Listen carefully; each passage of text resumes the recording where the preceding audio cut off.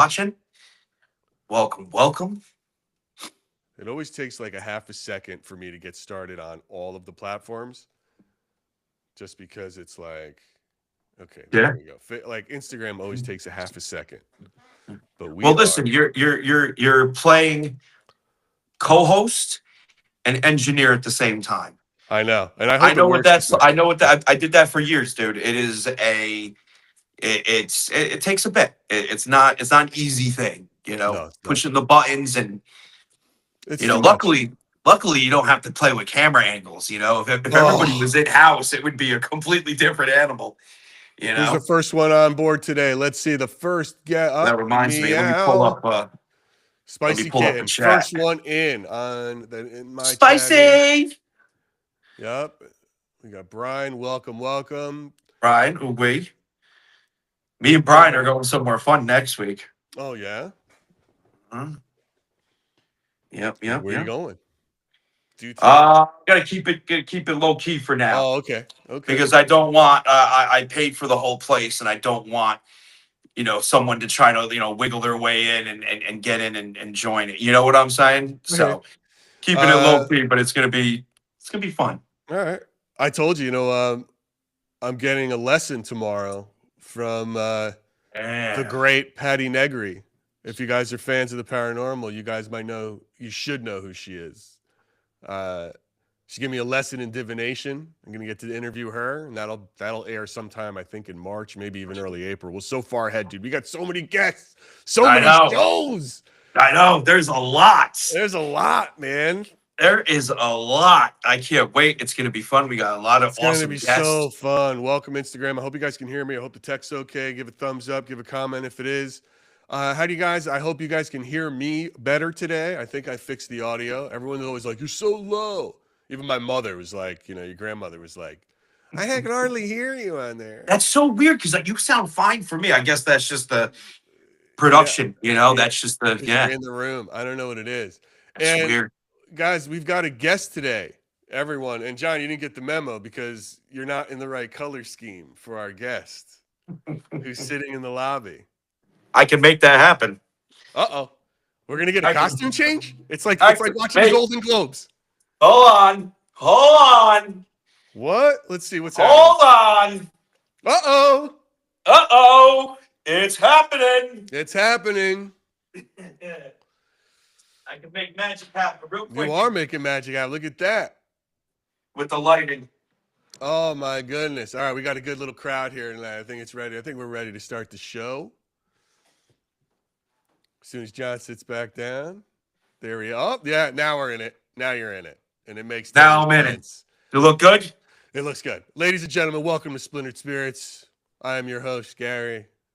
This is our co-host, John Santa from Santa Paranormal, who you all know What's and love. popping? We are here to try to answer the question, what are spirits? It's a very hard question to answer, but we are painting a nice picture, putting a mosaic, a Yes. tapestry of answers together. Yes, we are. And let me tell you about our guest who's sitting in the waiting room today, John. It's great. Our guest today is the godmother of magic. Mm-hmm. A multi-gifted psychic, shamanic medium, and aura artist whose life was transformed by not one but two near-death experiences and a rare form of synesthesia. Do you know what synesthesia is? Is that when you go under anesthesia and it almost kills you? No, that is when you see color, like words have color and things have Oh, yes, like your yes, senses yes. are wired up weird, right? Yes, yes. Right? She Yep, it literally is. sees people in color. Wow. I So hope like I almost like their auras. almost yes, exactly right. I wonder if this light's gonna fuck her up. We'll find out. Guys, we're talking about the Blue Bodhi, right? Born in Tulsa, raised in Colorado Rockies by middle-class hippie parents. She grew up steeped in curiosity about nature, culture, and the unseen, eventually turning her ability to see the layers of a person's aura into a professional practice that's taken her across the country and in front of thousands. From everyday seekers to celebrities, with more than 500,000 followers on TikTok. I think she's got like even close to, I think she's got over 600,000 to be honest with you, and across all mediums. She's got a big following. Hundreds of spiritual certifications and her own Omni Reiki system. I'm not really too familiar with Reiki. It has to do with like energy of some kind, right? I Yeah, think. yeah, yeah, yeah. We'll find out. She travels, teaches, holds powerful online spaces focused on healing, mental health, and helping people feel safe, seen, and spiritually supported. Ladies and gentlemen, I'm about to bring her in. Are you ready? Well, I'm ready. I'm bringing in the blue Bodie. I'm bringing the blue Bodie. Here we go. Blue, Hey, Blue, what's poppin'? can you hear us okay? How's it going? Perfect. I can hear you just fine. Awesome. Welcome to Splintered Spirits. Thank you for being here. Thank you for having me. Of course. This is very fun to have you. You have an absolutely wild backstory, and I want to dive into it. Are you ready to dive into it? Have you had your coffee? Look, we're all in blue for you. Listen, you described growing up with middle class hippie parents in the Rockies, which sounds very woo woo. Yep. Was that like did that spirituality in your house? What was it like to have that as a kid? And it seems like did you ever rebel against it, or did you dive right in with both feet? Like, did you ever think, was there any part of you like, I'm going to become an accountant? You know what? Up until 9th grade, I wanted to be an astronaut. Like I was writing to NASA about black holes when I was 8. So like, if you had told me when I was like, 8, 9, 10, or even 18, hey, you know what? One day you're going to be a professional witch with a haunted church and travel the country, I'd have been like, okay, cool. But so spirituality wasn't on my radar. We never went to church. We didn't do those kinds of things. Church was like the mountains. So at 6, 7 years old, I was learning how to walk without anything hearing you, like where to step, where not to step, like how to make a fire without anything. Weird shit that I thought all kids learned until we moved back to Oklahoma because I was born here. We moved back here and I was like, oh, I'm weird. Like, okay, like you guys all go to church and, do things after school and I want to go play in the dirt. Like, all right. But, was it a pain in the ass to find a place to eat? Was it like the kind of town you grew up in Oklahoma, like Sundays, everything's closed and it's a real pain in the ass because everyone's at church?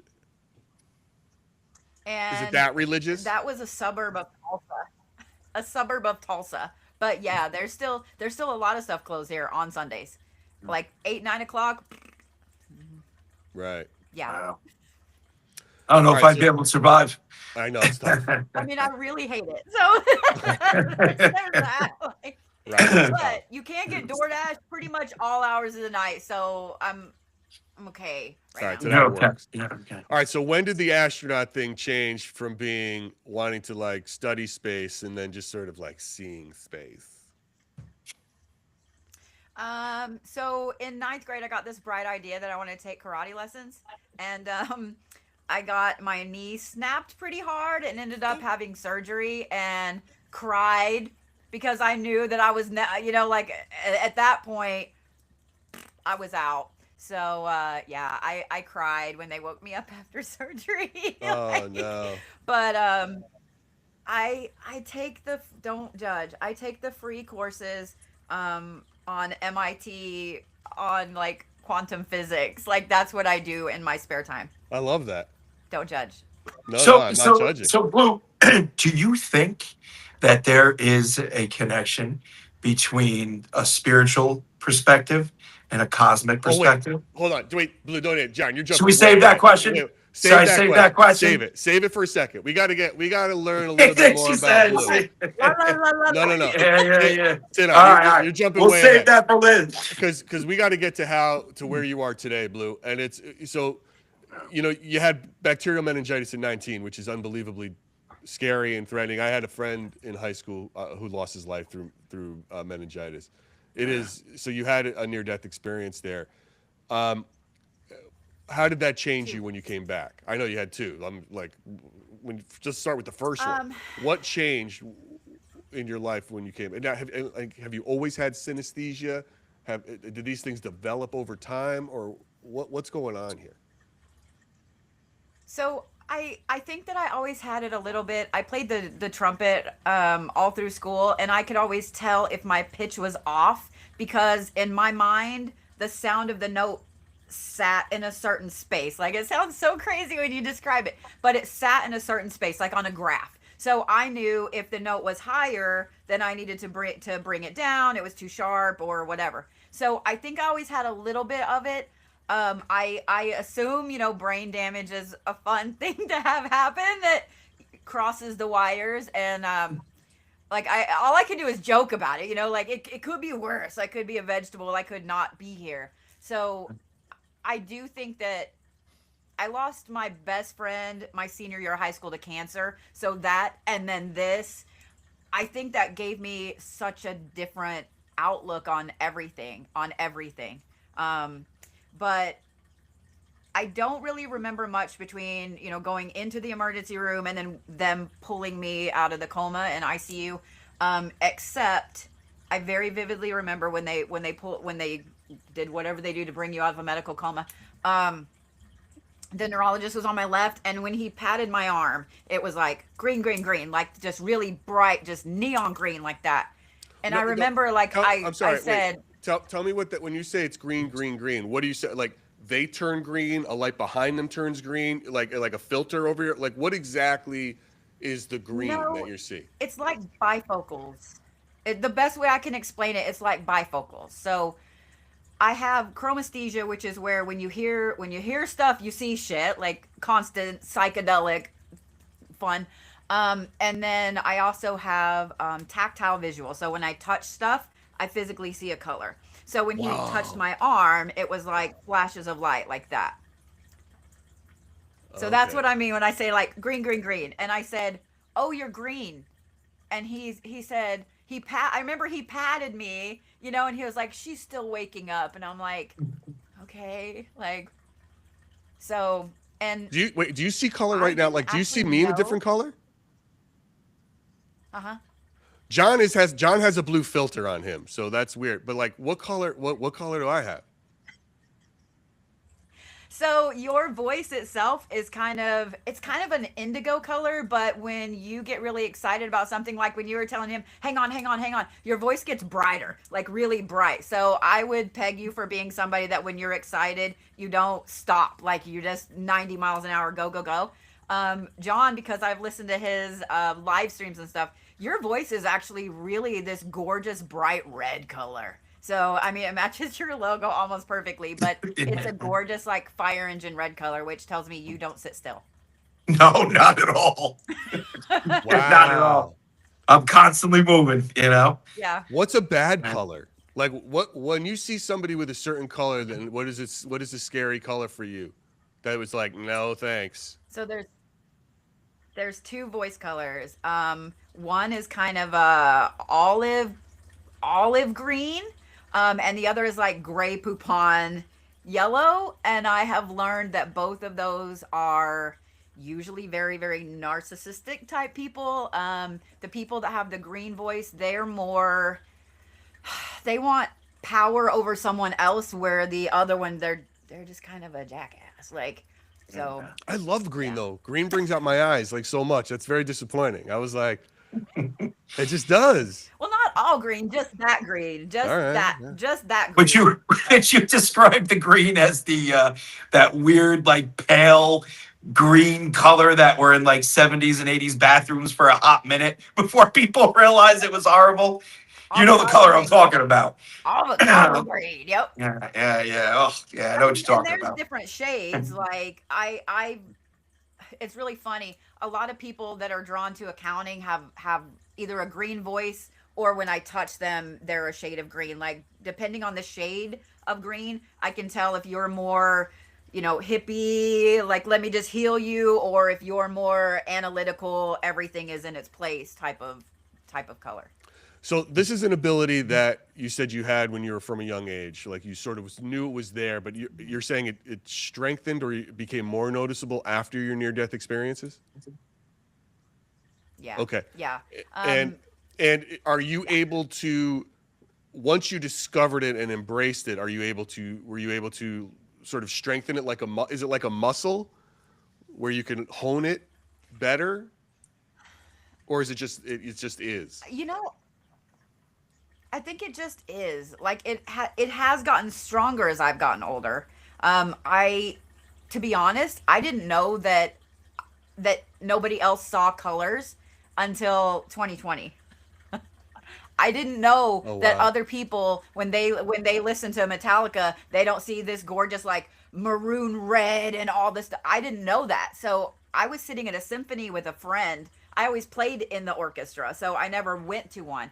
And so we went and saw a pianist that was here from Tokyo. It was phenomenal, by the way. And I pull up my phone and I'm on my paint app, like doing stuff. And he said, "What are you doing?" And I said, "Oh, I'm drawing this because I want to paint it when I get home." And he looked at me and he's watching and he said, "Do you have synesthesia?" And I'm like, "I don't know." I'm like, I thought, is that an STD? Like, I don't know. But how do I answer that? But so I did. I went home and painted those things, but I also went home and was like, what is synesthesia? Like, oh my God. And I'm not gonna fib. Like, I sat on Reddit for almost 6 hours straight and cried because I didn't feel like I was crazy anymore. Because I told my kid once, like, please get out of the wind because the wind on your cell phone is like a plaid conveyor belt coming at my face and it hurts. My kid was like, way to sound crazy, mom. So like I just didn't tell people about that. And to know that other people had the same weird brain thing made me happy. And then at the same time, to know that other people don't have that, because watching music is one of my favorite things to do. It's one of my favorite things to do. So, Did you go get like did you go see a neurologist or get an MRI or anything like that ever to see like can this be fixed? Is this something that is tweak? Like what did you do when you find it? Like, is it a tumor that you got to worry about? You know what I mean? When you first realize and look it up, I'm just sort of curious, like the process of it. Like, oh shit, I have something different. I should see a doctor. so That's what I would do, right? Like um, that's this. I've had two neurologists. So because of having meningitis for the longest time, like I had to go get checked like all the time. And then in 2014, I lost my mom to an aneurysm, and 2 months later, my sister had an aneurysm. So I have to get checked all the time. So brain's fine, like everything's fine. Right. But I've had two neurologists that were really interested in talking to me about it, and more than two that have like just dismissed it. So I'm like, okay then, like Okay, sure. whatever. I can't turn it off. Um, so as I get older and as I get stronger, I learned 2 years ago that I can no longer go to live concerts. I got to see Stevie Nicks in New Orleans. Like, I was like, what better place to see Stevie Nicks, right? I had to leave at halftime, and that was because I got so sick I couldn't. It it's constant color and things pinging in your eyes like this, and it's too much. I Oh can't do it. wow. Now So I'm curious to what colors correspond with what Metallica albums. it That's all I'm depends. thinking. Like I'm wondering, like does Load sound like And Justice for look like And Justice for All? You know what I mean? Like, I will say their older stuff is lighter colors than their newer stuff. So for okay, Wherever I May Roam is one of my favorite songs. It is all like purples and yellows. There's a tiny bit of orange, but Hatfield's voice is red. And so as he gets older, it's kind of surprising to me that it gets lighter, because usually people's voices get darker. But that is one of the prettiest songs color wise of Metallica's. So okay. Hey, Blue, does your mood affect the color that you see, or it does? Is the color constant with the subject? no, Do you understand the what I'm color is saying? constant. Okay. Yes, I do, 100%. Yeah. Now, aura wise, like I can see auras, and that's something I get asked this all the time. Like, can you learn synesthesia? Like, I mean, unless you want to go get brain damage, no. Yeah. Right. But auras, yes, you can learn to see auras. Like, that's where I recommend going. Like, first one, 0 out of 10, don't recommend. But second one, yes. So auras, yeah, they don't really change either unless the person is sick. Now, let's say, well, here's a good example. My dad went through some stuff with his throat, and his voice color changed. And the first time I talked to him on the phone afterwards, I was like, oh God, like it startled me, because his voice was a completely different color. And my whole life it had been like cobalt blue, and now it is like navy blue. And I was like, oh shit. So I can tell. I can tell by talking to somebody by the shade of their voice if they've had a near death experience. So I Wow. usually can surprise people with that as well. So Well, let's talk about auras because I'm not really familiar with what I okay, know what it is in the woo woo sense, like, oh, your aura is this. But when yeah. I'm talking to somebody here who can actually see it, what is that? What is the difference between seeing what color I'm giving off versus what my aura might be? What is that? What does that even? What does that mean? So when I say like what color your voice is, that's well, let's go over it. That's the synesthesia. We'll make that the left side. That's the Okay. synesthesia. So if I touch something and it's a color, then that's also the synesthesia. Now auras, anybody can train themselves to see that. And I always tell people it's easiest with a plant because plants are living things. Like you just focus a little bit away from it, let your eyes, kind of fuzz out a little bit. And the first time you see one, you get so excited that you pull yourself out of it and then you get mad. But it's really easy to kind of train yourself to do it. I really fell down the rabbit hole when I was younger with color theory because when I realized that other people's voices were colors and things like that, like I wanted to know, okay, well, why is his voice green and so on. So I really learned what every color means and the shade of it. So that's helped me with seeing auras as well. I found that in all the research, and Carl Jung talks about this as well, the levels of your aura, depending on what you look at, the levels, the shades, whatever of your aura, coincide with actually psychological levels of the psyche. So it's interesting how they line up. So when I'm reading someone's aura, I use synesthesia and the aura reading aspect, but I can go through and be like, okay, well, emotionally, you're a red right now, which means either you're super angry or you're super motivated or whatever. Mentally, you're pink, so you're the peacemaker. And so I can sit and hold someone's hand, read their aura, and read them synesthesia wise, and pretty much peg everything that's going on in their life. Can you spot a liar that way? It's why I'm single. Oh, To be honest, it's why I'm single. Like, right. Because I can used to do people? jury consulting. Oh my God! Did you really? Did you do that? No shit. Like Yeah, Wadir, I like came helping up pick the with jury. hmm I came up with 5 questions, and they're very disarming. And so I also asked these like Ooh, ask the few John. times when I'm like, you know what? Yeah. Ask me. Ask John the Okay, five what's your questions. favorite color? Yeah. My favorite color? hmm Oh, honestly, it depends. I It's do not a love fucking trick red. question, bro. No, Just it is answer. Pick because a it color. depends on the situation. I This is do like love Monty red. Python. I do love red, but I also love black. But honestly, what my eyes just cream over is sky blue pink. That bluish pink that happens when the sun is setting and rising just gets me all excited. So You know? this is not the second question, but let me ask you this: Are you neurospicy? Yes, like you wouldn't believe. Okay. Like you wouldn't believe. No, neurospicy people always answer with 3 or 4 colors, like this, Yeah, every yeah, single time. Most yeah. people are like red, but so red tells Listen, me the tisms be tisming. Let's just put it that way, okay? The tisms are tisming. I can't say shit. I have 4 drinks in front of me and 2 snacks. So Yeah, okay. there's that. It's, Yeah. So yeah. So what I look at when somebody tells me their favorite color is I know what all those different things stand for. So red tells me that you are somebody that's very passionate about stuff. You don't sit still. Black tells me that you are somebody that you appreciate things to be either black or white. You want them, they are or they're not. There's no in between, yes or no. You need to know the rules. Also, you like to know that you have your own personal power. If you had said black first, I would have said, oh, you like power over other people. So the blue and the pink tells me that you have equal parts of yourself. Don't take this the wrong way. The masculine and the feminine, like you're very well balanced with that. Blue, that color is a very like inner peace color, and pink is a peacemaker color. Like you literally just want everybody to get along. Like let's go Yes, do fun 100%. shit. And I want everybody to get along. Like if you can't get along, the red and the black's gonna come out. We got a problem. But until then, so here's the second question. What is your favorite cereal? I don't like cereal. Interesting. Captain What was I your don't Crunch. like. favorite cereal as a kid?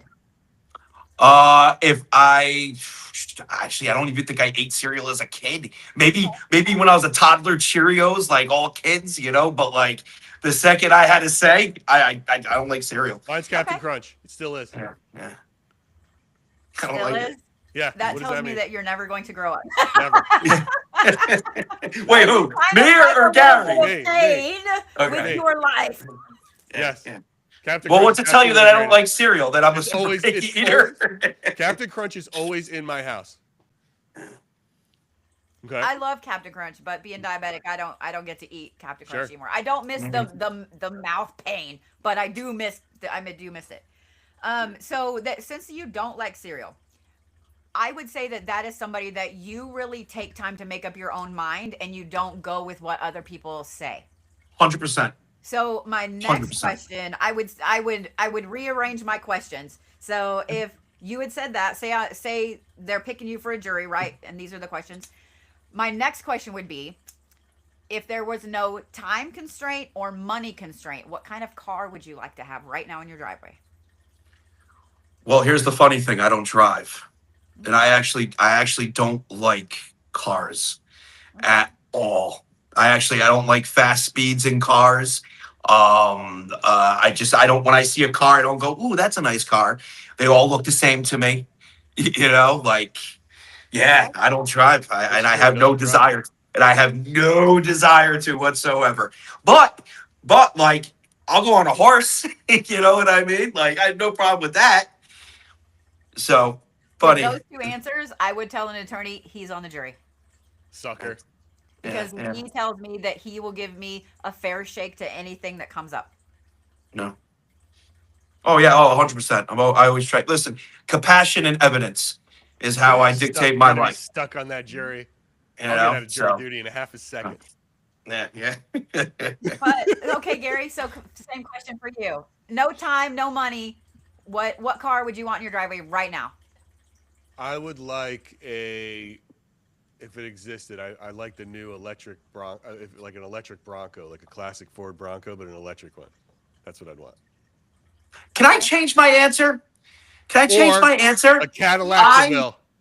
I would want in my driveway a car that I can smash up if I have to, that I can smoke in with absolutely no problem.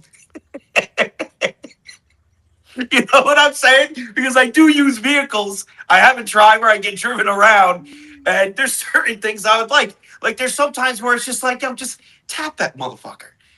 Send him He wants off a the snow. He wants a snow plow. Don't Yeah. ever come drive here then, because I mean, And I do, and I can't. After a half hour, I need to light something up, or I'm gonna go nuts. You know, whether it be cannabis or a cigarette. It's Unreal. well, So. I smoke in Bernadette, so you're welcome to ride with me. I like cigars though, so I don't know. You know. No cigar. It won't bother as long as the windows are rolled up. I'm Yeah. fine. You know. Yeah. All right. All right. So So- cars, so- cars So are the I know third Gary's question. dying to know, like, what does my car tell you Yeah. about me? What's a Bronco or a Cadillac? Cadillac DeVille's. I've always been. I love Cadillacs. I'm also particular to those. Sorry. So the fourth question, right? We're on the fourth. Yeah. So this usually is like one of the last ones that I would ask, and I moved it up because of your answer about the cereal. But so what Gary's answer tells me, since that is a car that doesn't really exist, is you are someone that 100% thinks out of the box. You are never going to go with the norm. You are never going to fall in line with what somebody tells you to do, and you are always going to strive to be more than is out there. So I would pick you. I would be like, he needs to be on the jury as well. Damn it. The second one tells me that you also have a lot of nostalgia in there, that you really appreciate things for what they are, but your nostalgia is different. It's not just, oh, I like, the 1970s Mustangs, or your. And I like OJ. You know. Right. A DeVille is a very, very specific. It's a specific luxury type of car. So it tells me that you're nostalgic for things that probably you either couldn't have as a kid or didn't have access to as a kid. You want those things that, that inner child's like, I really want that. But I would pick you as well just because of that first car that you said. Okay. So if someone were to be like, well, I don't know, I've always liked Camaros, I'm like, no, they're going to go with whatever. We got a few people Bob in the or chat Cindy or like Susan saying tells them to Corvette. go. There's a few Yeah. people in our chat right now going I look Corvette. at- I'm like, oh shit. I'll tell you this. It I tells look me at that the you and following. Gary will never be friends. I'm kidding, Corvette fans. We could be friends. I'm kidding. The reason I asked that question is you can tell a lot about someone. The cereal question, you can tell a lot about someone like that. Like, I know that Gary, I can joke with you about some of the most stupidest off the wall shit, but with John, I know I can be like, yo, so guess what NASA just said? And John's gonna be like, what? Fucking tell me. Yeah. Oh, You know, 100%. 100%. That's funny. I'd be you're gonna like, yeah. But with cars, the reason I structure the question that way is I want to see where your brain goes. Do you immediately say like kind of a mass-produced car that you're told to like? No offense to everybody that's like, I like Camaros. I like some of them too. You But vanilla motherfuckers. but I want to know. I'm listening for. Do you tell me a year? Do you tell me the color? Do you tell me what you need on it, what you don't want on it, etc. So like mine, I've always loved Chevelles and Novas and stuff. But anything, oh bitch, I would like either a '67 or a '69 GTO satin black with the the lights up and down like that. I want that. But it needs to be modern because I can't drive stick shift. So like, and air conditioning because I live in Oklahoma. But Right. I'm looking for things like that. And Okay. so the last question, usually I'll ask, what was your Do you favorite like cartoon brown as a kid? people? And then it's like, Yes. that's a good way to tell if they should be on the jury or not. Are you a Nazi? Is it that simple or no? I mean, that's a No. great question, but in Oklahoma, they're gonna go, well, that depends on your definition. Oh of my that, God. you know? I gotta get this going. That depends on your definition of what we're talking about. Sorry. Oh, Well, what kind of brown person are we talking about here? right. All right. What's the fifth secret question to know if someone's worthy of being on a jury and is going to be fair? Usually it depends. If it's a lady, I will ask like, what's your favorite kind of dog? Like, what's your favorite kind of dog? With a guy, I don't ask that because they almost every time I had to roll my eyes. Sorry, let me put my eyes back down. They'll German Shepherd or like they want to be tough, so they'll give that answer. A lady's always gonna give that. With a guy, I'll usually say, what's your favorite animal? Because depending on, well, you all tell them what's your favorite animal. Dogs. Cats. Okay. Cats. I love cats. I mean, I like dogs too, though. So John just told me that he's really petty. And that he will 100% hold a grudge if you don't feed him on time. But that tells me too, 100%. like if John got chosen for the jury, I'd be like, okay, so John likes cats. So here's the thing. You need to peg it so that he is immediately petty at the other side. Like you need to tweak your arguments so he's petty at the other side, because if you can get him petty over there, then you get his vote. With dogs, if you said dogs are your favorite animal, then that tells me that you're very loyal and you are going to be mindful of what everybody else says. But your other answer about thinking out of the box tells me that even though you're going to listen to what other people say, you're still going to go with your gut instinct. Guilty. Does that make sense? Yes. Mm-hmm. So, guilty. So I asked those questions in dating as well. Oh my God. Oh my God. That's fun. That's No. super Yeah, that's fun. cool. And Yeah, then, that's cool. And then, so you're asking these questions. Are you also looking for the color as well as the answer? Mm-hmm. Yep. Right? So, like, let's say in an area where I'm sitting in a courtroom, because usually in jury consulting, I'm sitting in the back, right? And then we go and we compare notes and so on and so forth. I'm not sitting up front.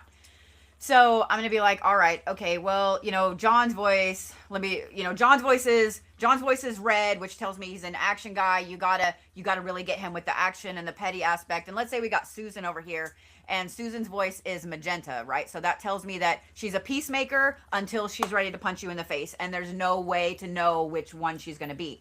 And she gives me all these other answers, and as she's talking, her voice gets smaller. That tells me that she's hiding stuff.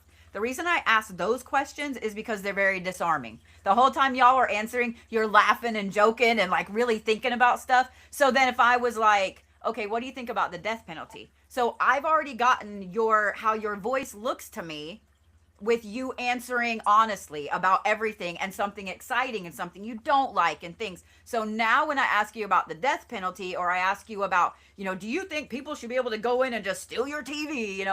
If I see your voice do this, then I know you're lying. So then I can be like, nope, don't pick that one. So, Right.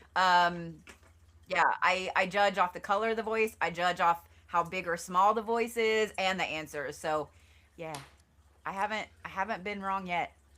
That's fascinating to me. I would like to be at some point. All right. I would like to be at some point. All right, I want to steer. That was super fun, by the way. That was unbelievable. I know that was a thing we're gonna get to. That I love. Yeah, it's cool. Love it. And, Yeah, and as we're definitely. talking about using your ability for a real practical purpose here, right? So, look, temporal lobe epilepsy, has a long history of being linked to oracles and seers and in this world that we're all playing in here. It's like, what did you find, Blue, in your research that made you go, okay, this is not a coincidence? And how is that framed you as a shaman and a practitioner, a shamanic practitioner in this world, knowing these, okay, this is part of who I am and this is now what I have to do? Does that make So sense?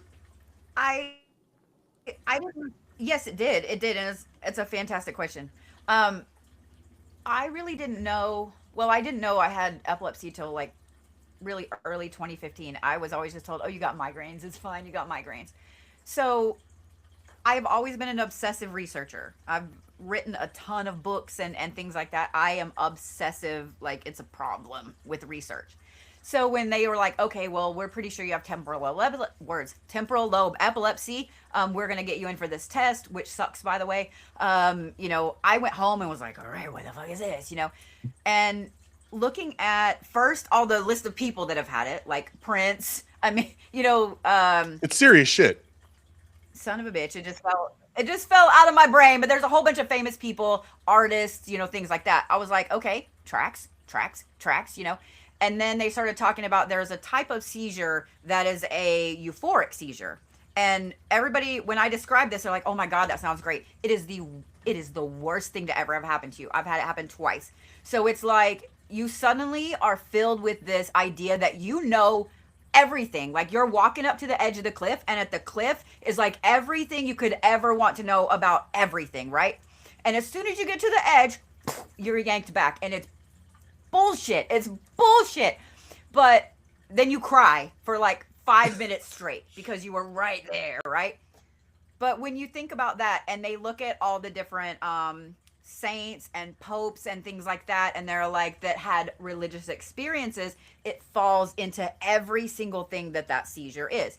So then I was like, okay, well, that's interesting. And I thought, well, wait a minute, because they kept mentioning the oracles of Delphi. And so, well, okay, why are the oracles of Delphi mentioned with temporal lobe epilepsy? In so many different cultures, and it's not just one in particular. If you showed sign of epilepsy as a kid, they took you to the temple. Like you were chosen, they took you to the temple, they trained you to use this ability. The oracles of Delphi are like the most famous ones, but they kept them screwed up all the time by burning lotus in the temple. So that lowers the seizure threshold, and therefore they would have more visions. So then I fell down the rabbit hole with that, and I'm like, oh my God. And I found out that the way that we treat it here in the United States, like it's a stigma. So if I tell anybody, like, I have epilepsy, they're like, oh God, do I put something in your mouth? And I'm like, actually, I may have a seizure and you won't even know I had a seizure. Like unless you really, really know me and you know my eyes really well, I've learned to mask it so good over the years. I could have one and you will never know. It's not a drop seizure. But every single other culture treats that like you are seeing another timeline, you are seeing another world, you're seeing the beyond or whatever. And they hone those gifts and those abilities. So it makes me sad to see the way that we treat things like that. They treat schizophrenia different. They treat, all of the neurospicy wonderland different in other cultures.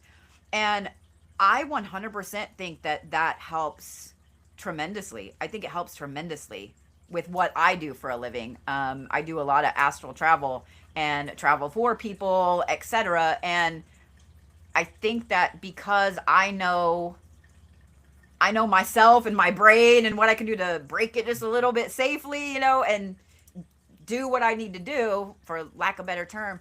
Um, Okay. I think it allows me to get better information. Okay. No, we're gearing into that quantum question, John. We're almost there because and it's wonderful. You're taking us right there. What He's over there what did doing you see it. my brain going when You're taking us I there. was I was So trying not I was trying to I didn't want to get in trouble with Gary, so I was like, I'm no, trying no, not to no, go there no. yet. Okay. You're not gonna get in trouble with me, but it's like I want people to take the steps. I want you to take us. Well, through the because steps once I ask that question, we're going in a completely different direction. and it's also I So want people to it's understand it because I'm sure there's some people watching like me who are like, what the fuck is going on? And it's like, what does this mean? And so, all right. So, talk to me about your practice as an you founded Omni Reiki, and you hold over 120 certifications, which that feels like overkill. I mean, how many do we really need to be a Reiki master? What becomes are you like a third degree Reiki master, or like what is that? 120? What are we doing? And what does that mean exactly in terms of what you were just talking about, astral projection? What are you doing with your clients or the people who come to you for help? What is the process there? So so we'll talk about the energy work and stuff first, and then we'll talk about the other part, because that's like a two-part question. So in 2013, I woke up on New Year's and I was like, you know what? I am not going to make any New Year's resolutions because I like tacos and I don't care if I'm fat. Like, I don't care. So I'm not gonna exercise, and I'm not gonna, I'm gonna exercise walking my ass to the refrigerator, right? So I was like, you know what? How about if I just learn stuff instead? And remember when I mentioned that I was an obsessive researcher? So I was like, I'm either gonna learn three small things, like maybe a 1 hour class or something like that, or one big thing. And that first year I earned, I want to say, 23 different certifications, because I was like, oh, I like this. So since then, that's what, 13 years now, that's been my goal every year. I either learn three new things or one big thing. So like I have my esthetician license, and the 120, it's like 124, I think. Those are just energy work and Reiki certifications. So in 11 different forms of Reiki, I am a master teacher or grandmaster, um, which means there is 4 to 5 levels on each one of those different things. And then with my own, I found that neurospicy people, it's caffeine works differently on neurospicy people than it does normal people. So do frequencies. So this is why ASMR is like a huge thing, and why every neurospicy person has their favorite form of it. So with Omni Reiki, not only do I do several different things from different forms of Reiki, I do a lot of mudras with my fingers for energy channeling and so on. And then I also play certain frequencies, even though it's Viking music, behind the frequencies that are underneath that ping something in here. Then you've got the bracelets and all the things working together. So it's not, for a neurospicy person, having to lay still on a table for 30 to 40 minutes is torture. Like, it's absolute torture. You're not going to walk away. You're either going to walk away feeling exhausted because you didn't get a full nap, or you're going to be mad that you had to lay there and you couldn't, like, get on your phone or whatever. Wait, So you're the laying form of there? Reiki I practice, You're the one laying there, or the client is laying there? the client. client. The Yeah. client's laying there. Usually and in you're traditional Reiki, yeah, it's very quiet, it's very calm, it's kind of dark, and some people do hands-on. I do hands-on Reiki, or they hover above or whatever, and you go to sleep or so on. But a lot of people that are on the spectrum, that have ADHD, like any of that, that's torture. Like, to lay still like that is torture. So I did it that way on purpose. And then with the other aspect, remind me the second part of your question. what do you discover when you're doing that from somebody? Because I'm assuming, because of all of your medical synesthesia and now all of your certificate, what are you seeing when they're just lying there and being at their calmest? What is that telling you about them? So if I'm physically, like, if you and I are physically in a room and I physically have my hands on your chest, I am seeing layers of color. Like, the longer my hands are on you, the more these layers pop up. So if you're on my website, then you saw the drawings that I do of people. Yes. So then I'm reading that. A lot of times too, when I have my hands on somebody, like, I can put my hands on your shoulders, hold your hand for a minute, and be like, "What the hell's wrong with your foot? Like, why is your left foot hurting? Why is my left foot hurting?" I had an actor that I worked on one time, just literally had my hands on his shoulder as I'm standing behind him, and I'm like, dude, I can't close my jaw. Like, what's up with your jaw? I can't close my jaw. It fucking hurts. Like, what's up? He came out of his chair. He's like, how do you know that? How do you know that? I'm like, I don't know, dude. Like, it's your jaw. Like, it just, mine won't close now that I got my hands on you. And he started tearing up, and his girlfriend walked away. I was like, oh God, don't tell your girlfriend I just made you cry. Like, I don't want to be that person, you know? And he started telling me some stuff about, you know, some panic stuff, how, you know, all this stuff. He was like, I don't know how you knew that. So, and I can't explain how that is a thing. Like, if I were to sit and hold your hand for a minute without knowing anything about you, it would probably take me maybe a minute and a half, 2 minutes, and I could be like, all right, what's wrong with this? I can peg the different areas in my body where I feel that you're hurting, if that makes sense. Okay. So Gotcha. if it's over video, that's a little different. I got to channel a little bit longer. So. Okay. So this connection to this energy that you not only see, but you feel on multiple levels, emotional, medical, physical, right? That's what's happening with all the different practices that you're doing. Connects you to this. Does that, now, where does that lead you in terms, and that's with the living. Have you have you connected in any way to spirit through this? A lot. A lot. So I feel like it makes it easier for me to connect. Okay, so what do you think then spirits are? Do you want the spiritual answer, the scientific answer, or the Bodhi answer? I want the blue Bodhi answer. I want to know what you think answer. they are. Because mine is in the middle. Based on how you experience it, what do you think that is? When you walk into a room and it's like there's a fucking ghost here, how do you know it, and what do you think that ghost is? How would you define it? So if I walk in a room and I'm like, oh, there's people's in here. Usually I get the feeling first of like, okay, this is a good room or this is a bad room. Like immediately my brain is like, yes or no, I want to be in here or I'm out. Like I don't want to be in here at all. And then I kind of go from there. But just based on my own experiences, what I experienced, you know, over there and things like that, I believe that spirits, ghosts, whatever you want to call them, are in between. When we die, we don't really die. And it's easier for us to come back and talk to people and so on. So just like people here get upset, they get mad, they get petty, they get whatever, something's unfinished, they're that way in the afterlife or whatever as well. I also have run up against, you know, a lot of things that can't be explained, whether you'd want to call them demons or elementals or whatever. I've come against some really nasty shit that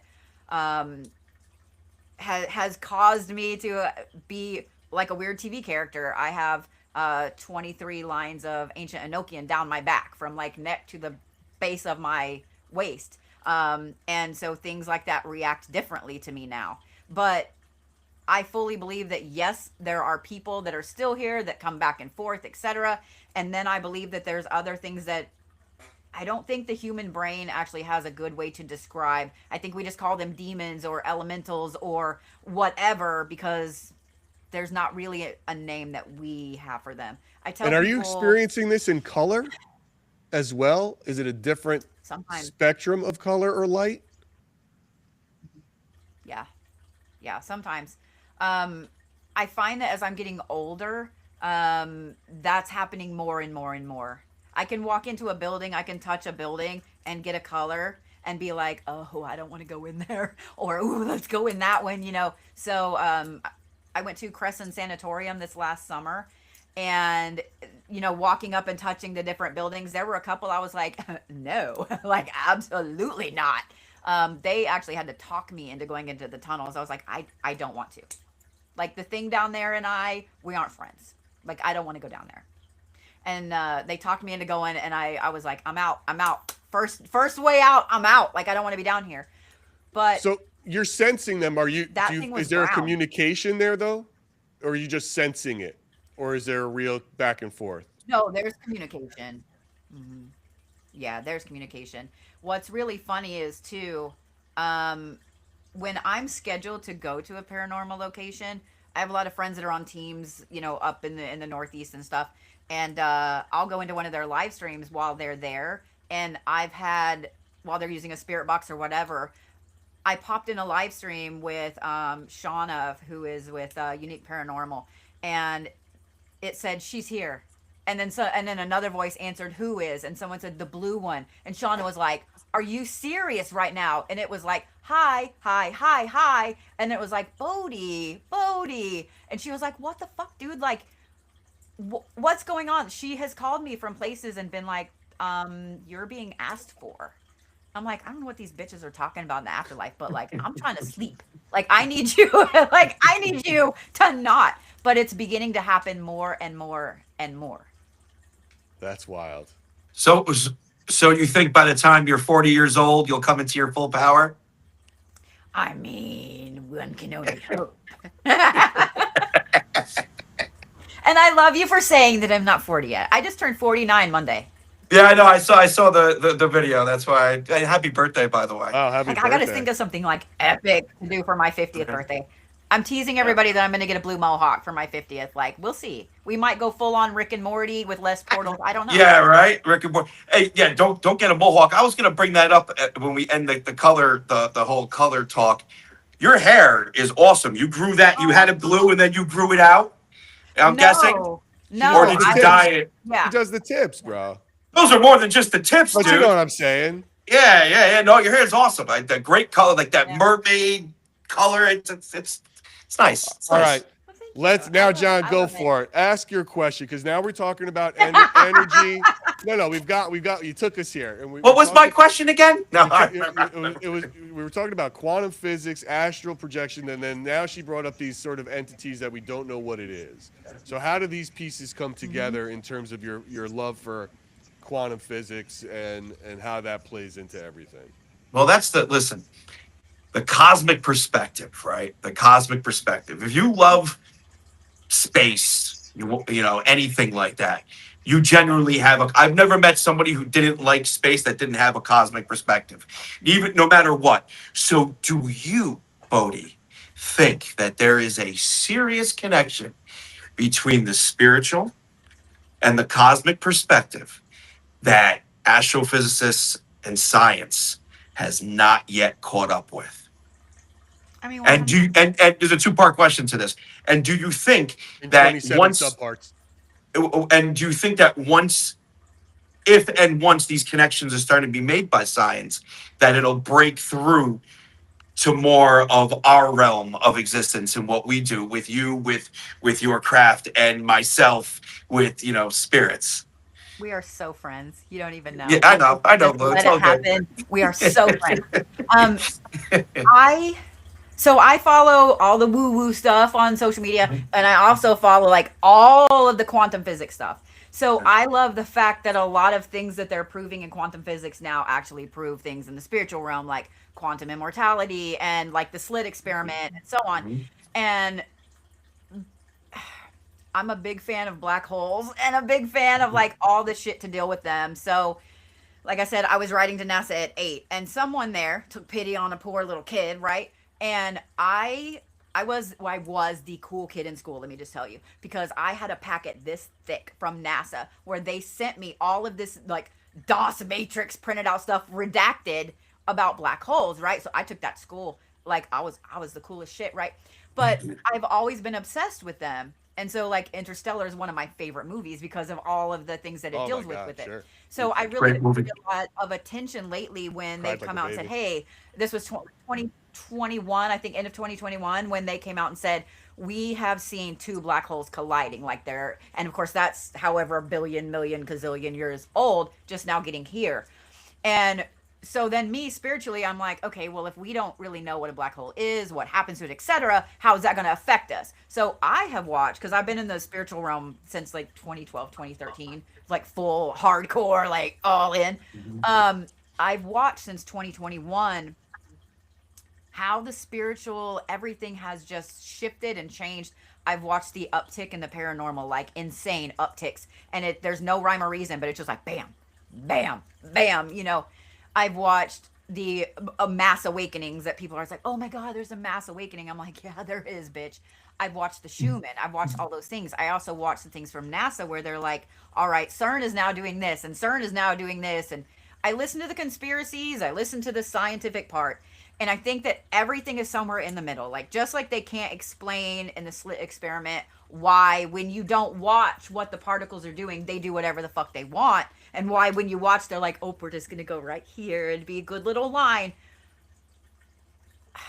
In my opinion, quantum physics, the multiverse theory proves the string theory, which proves the bubble theory, which proves the multiverse theory. Like, they all just kind of do this, and they all prove simulation theory at the same time. And so, yeah, I am that conspiracy nerd. I'm like, I feel like it all proves itself. And so every time quantum physics or some astrophysicist comes out and says, oh, well, with quantum immortality, like blah, blah, blah, I'm like, well, I mean, all the woo woo people have been saying that for like centuries, man. Like, I don't, like, catch up with the times, Holmes.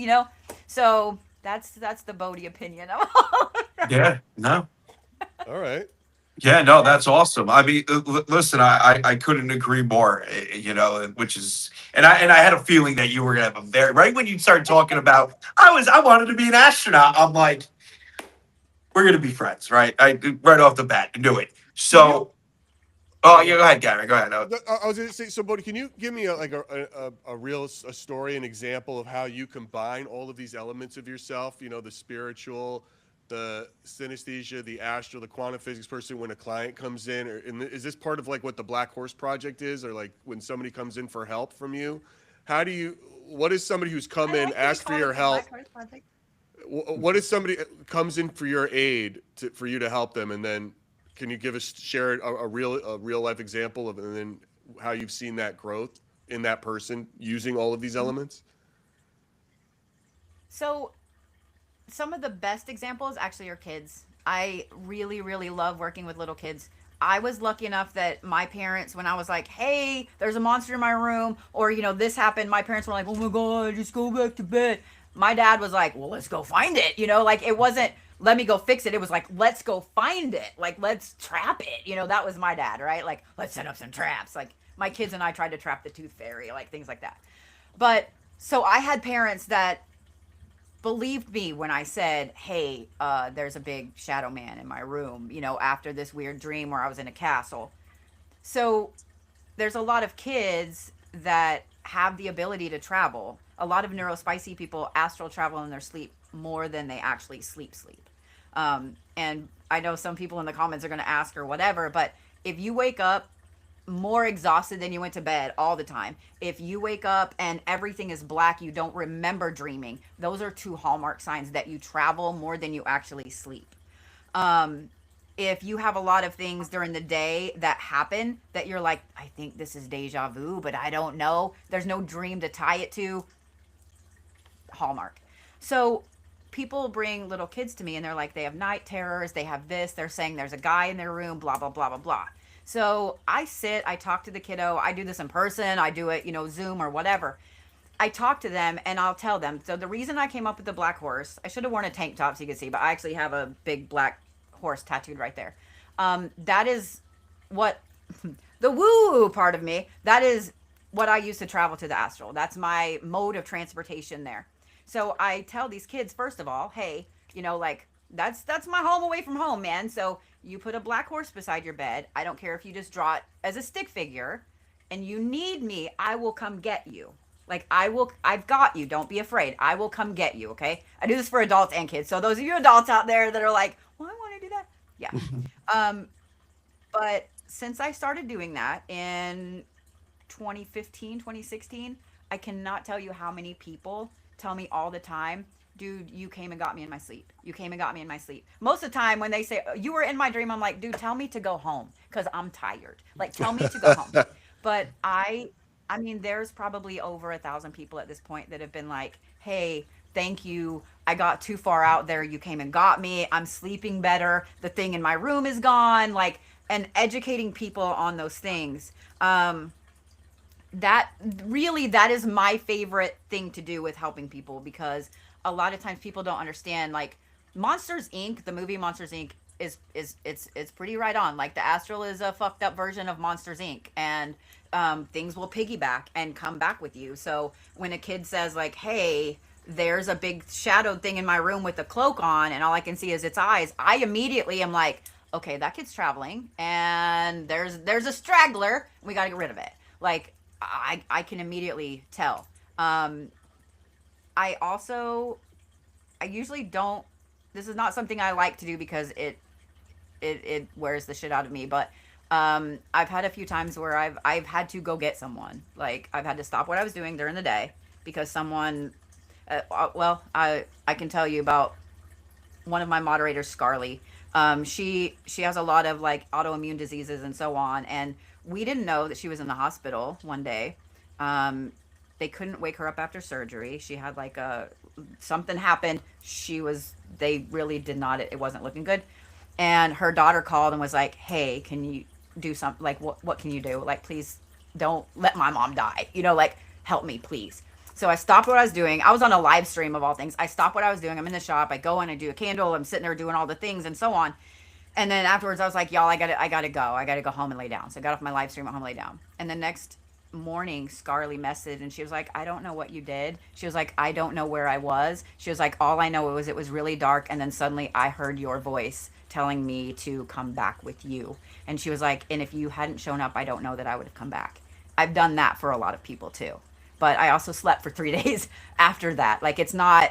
I wish I could do it for everybody, but like it's a lot. Like people don't realize that shamanic work is not just like, "Oh, I've got my hair in dreads and I wear beads," and like it's not that. Like No, it's your doing hair things is in the blue astral and you've takes got a lot beads. out of you. But the word shaman means spirit walker, and so you are dealing with the things in the other realms, not just across the veil in all of the different realms over there. So it's a lot. It's a lot. I don't know if that answered your question or not. No, no. That's a great. No, I was curious what people come to you for, and it seems like there is some sort of hurdle, Everything. right? And then that this is sort of the direction that you're using to help them get through it, right? I've met with on this podcast, as I'm learning about it, from QHHT therapy to medium grief, grief counselors that are more mediums, that is more Hmm. straight spirit. Now, this is sort of another different path to get over some hurdle in your life, in for whatever is happening, whether it's your consciousness or an outside force or an energy that is doing it, which is always, as we're trying You to see talk that? about, the underlying theme here of spirit, right? What is it? You Oh, know? you just went. You just did something just happen in your space there? I asked if you saw that. There was something that started right here and went like that, and then my camera did that. Yeah, yep. I saw you get distracted, and I saw your camera I'm go. Yeah, yeah. sorry for talking about the astral. Calm down. It's amazing. Those pesky interdimensionals. What You know. where do you think this kind of work is headed over the next decade?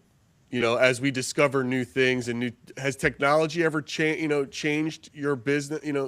What we're discovering. Where do you think this goes? Technology wise, like I absolutely love the spirit boxes. Like I love them. I think that is one of the biggest advancements technologically for paranormal anything. I love a lot of the equipment. Like I have way too much at this point.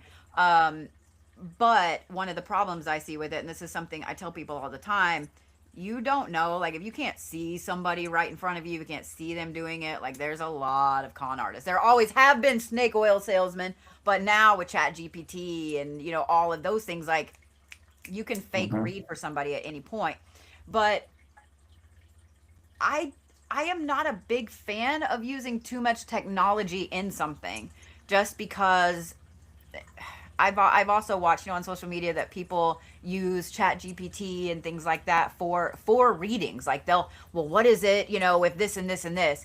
Now, I will use Chat GPT because when I travel, it's like a logic puzzle. And so over the years, I've trained myself that while I'm traveling, I'm speaking out loud what I'm seeing. And sometimes it's not like, oh, I'm walking through a golden meadow with yellow poppies. And, it's not like that. It's like, oh my God, there's a pink elephant. Why is it upside down? Why is there a pyramid that's on my left? It's orange. Now it's green. Now it's turquoise. Like, I'll say those things. So then I used to have to go through and write it down. Okay, orange pyramid. Now it's green, and then search all of those things. So now I have a program. I have my ChatGPT program where I can be like, hey, here's the transcript. Can you tell me the spiritual meaning of all these things? And so instantly it'll pull that up.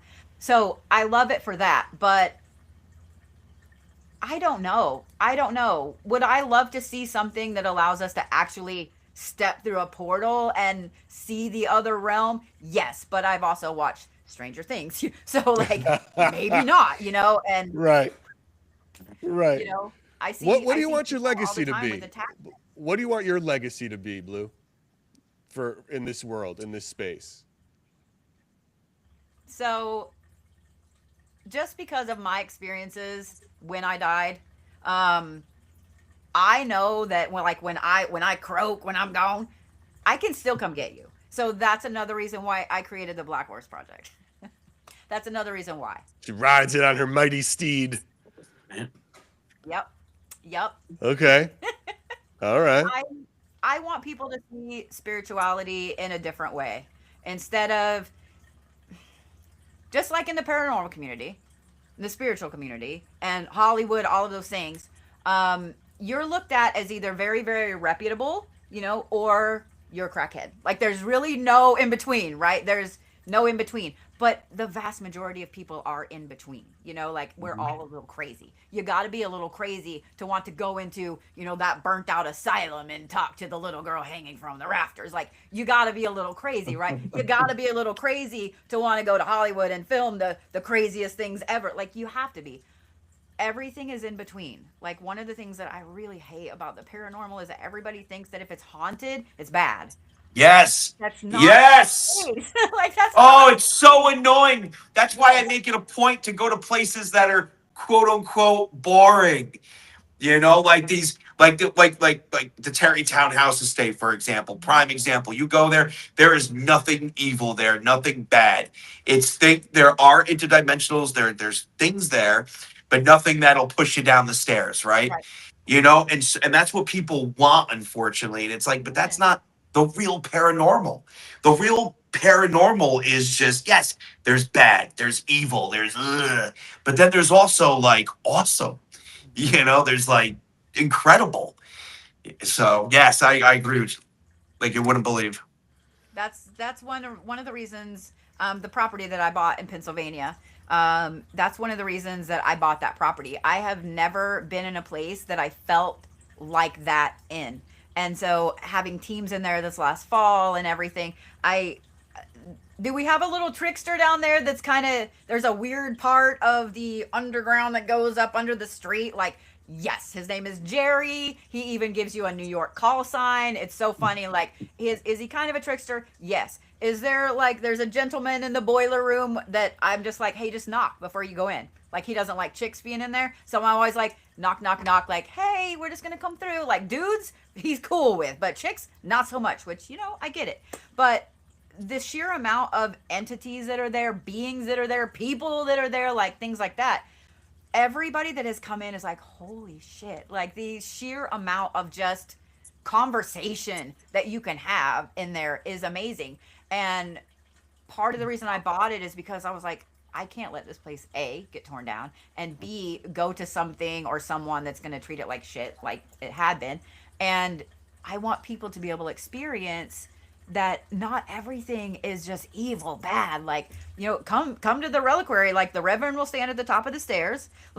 I walk by and I do this. I point at him like, I'm not looking at you because you creep me out, but come talk to the little kids. Come nerd around the cemetery, like all of those things. I want you to know that that's not what all the paranormal is. And unfortunately, when a place gets a reputation for that, then that egregore gets built up, and then everybody sees the man with no eyes. I like that word. I know what that is. We learned that word. Yep. Yeah, everybody sees the man with no eyes. The manifestation where the group manifests the spirit, for sure. Yep. Yeah. we talked about that. First of all, the Blue Bodie, thank you so much for your time today. Tell people what's next for you. Do you have any events coming up? Where can you can find it at thebluebodie.com.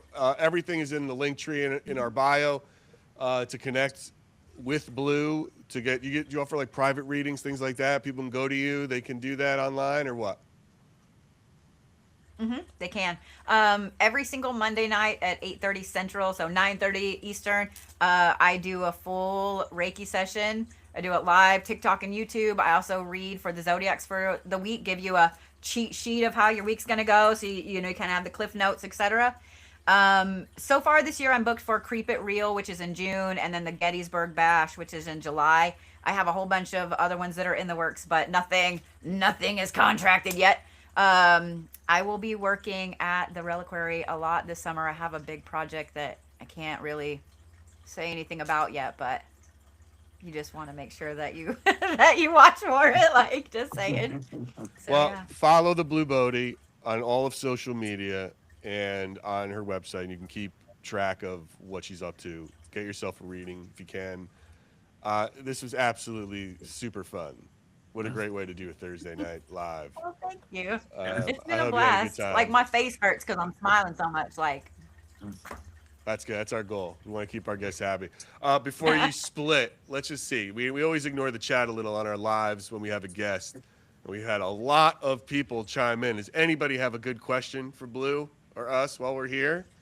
What do you got? What about you guys on Instagram? There are a few of you. Instagram's always weird, dude. It's like it's always got some glitch in it. But YouTube, Facebook, friends. Anybody have anything to say? Bodie, have you ever taken mushrooms? Does that fuck up everything if you do? I found out the hard way that I can't do that. So it exacerbates the synesthesia to a level that I got violently ill. Even the air had a color. I was seeing fractals, which was really cool, but I can't because it's already like a constant psychic trip most of the time. I can close my eyes, it's still there. And yeah, mushrooms make it really bad. There you go, Venomous Rider. I Hope was that answers that seriously question. ill. Did Can you see you that one? teach- Please tell where- me y'all are seeing this. What does where does somebody start? You know, like if you were going to tell somebody who wants to get with all your, look, you got so many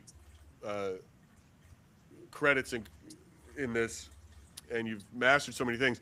Someone who's new to it wants to learn about it. Where do they go? What's the first thing they should read, do, look at, study to break in or to understand it? If they want to get into energy work and really anything spiritually, even if you know you're never going to use it on somebody else, learn Omni Reiki 1.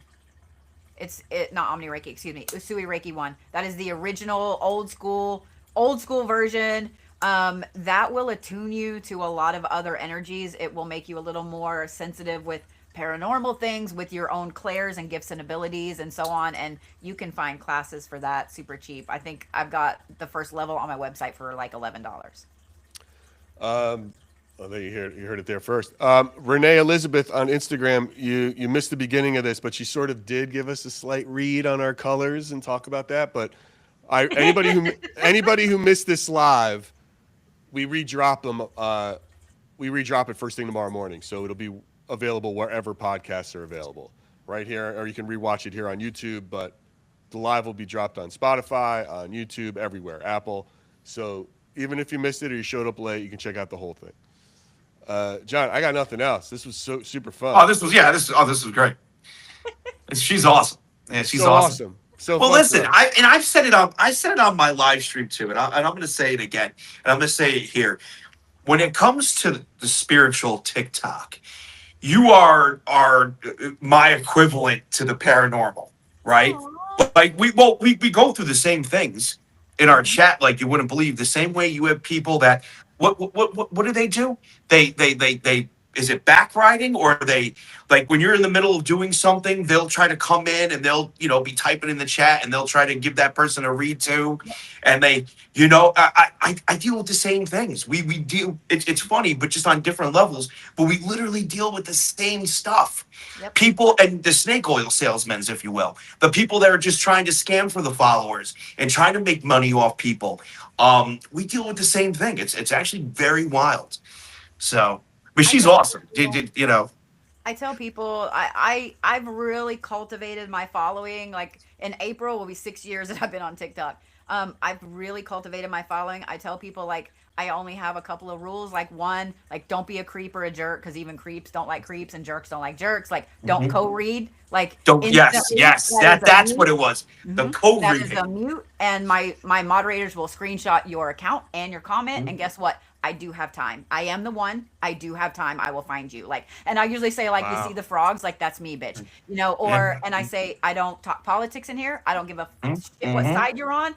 Right Yep. now, in this moment, all of that is out there. Like right Yeah. now, we're gonna concentrate on being okay. And Yes. then the other one I love when I call him Dr. Love and stuff, the Dr. Spellcast or whatever. I'm like, Yeah. ooh, it's a Dr. Love and stuff.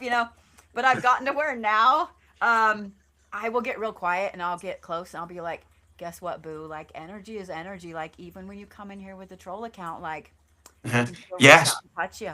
Yeah. It's so funny because you could probably tell the same people that are doing it. Mhm. It's the same ones that come in and do it.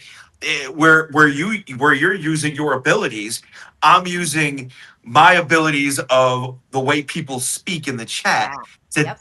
to say, I'm hey, seeing a real vengeful color here, guys, about yeah, all these haters. Like all this color looking real, a little bit like a red orange vengefulness the happening. fiery red. The fire red. I mean, I have my mug that says "Let's go fuck shit up," so there's Yeah, that. yeah. But I That's mean, I'm funny. sure John understands. Like when you're on there for any length of time, after a while, like you just want to scream at people, like "Shut the fuck up!" Yes, and Like you can't, but you no, want to. you have to You still want. be. Yes, Mhm. yes, but you want, but you can't. But every now and then it'll get to the point where, especially if I'm doing Shaba, my Shaba is I sit there with a bottle of Don or Patron, and I just I go to town, right, and I sit there. I'll kill the whole bottle right on the live. Once I get to a certain point, then it's all bets are off. Then I will turn around and I will be. It is people wait for it. They wait. That's the only reason why they watch the shop. But they wait for that one person to come in and say the wrong thing, and it sends me on a rant. It's funny. Get those It's real spirits funny. riled up. I just tell Yeah. everybody like right off the bat, like I'm spicy Bodie tonight. Like just you've been warned. Like you've Yeah. been Oh, warned. I have I to like too. Yeah. he does that You too. have to. You And it's have what's to. weird is he says, "Hey guys, I'm spicy Bodie tonight." That's what's really weird when he does it. Do it. Do it. Yeah. I mean, you I can just turn threaten around to and I drop the go. love and stuff like, hey, Yeah. I know Bodie, like, bitch, I got you. So, Yeah. I did it. I did it. What was it? Last night or the night before? Oh, it was the night before. I was like, guys, listen. I'm in a mood. I'm in a mood. Here it is. This is what you're getting, and this is what we're dealing with. So you gotta. It's just like I said. I've watched your live. I've seen what you go through in the chat, and I just look at it and I'm like, wow, wow. It's somebody else that's getting it too, and she's not even talking to spirits really. She's doing her. It's insane. It's wild. I It, have to that's tell my that's a mods conversation, Bodie, for it. for a whole Yeah. nother thing. I can't give my mods enough kudos. I have one mod that's very scary though. Like if you hit her the wrong way, like she'll have your address, your phone number, your dog's Mhm. name. I'm like, damn, you Yeah. missed your calling. Like, Yeah. I'm glad that you like me. Like, what the fuck just Yeah. happened? Like, but Well, they need to be like that because some of these people are out of their but minds. I think people don't You realize know? the amount of like hate we get. Yeah. I've Yes. had a lot of stalkers. I have an active Yes. one right now. Yes. And they're insane and they are It's nasty crazy. people. Yes. I was explaining to someone because I was looking for like representation, for a while, like for bigger shows and shit like that. And I was explaining to someone. I said I have a lot of friends that are actors, a lot of big horror villains and stuff like that. And the thing is, when you see someone on TV, on a movie, or you're hearing their music, people automatically think that they live in this huge house behind gates with all this security and they're just this big famous glitz and glamour, right? Like, I know several horror villains that drive for Uber. Okay, so there's that. Like, you wouldn't know that that's what they do, but they're untouchable because they're on a screen. But with a social media personality, there becomes a parasocial relationship.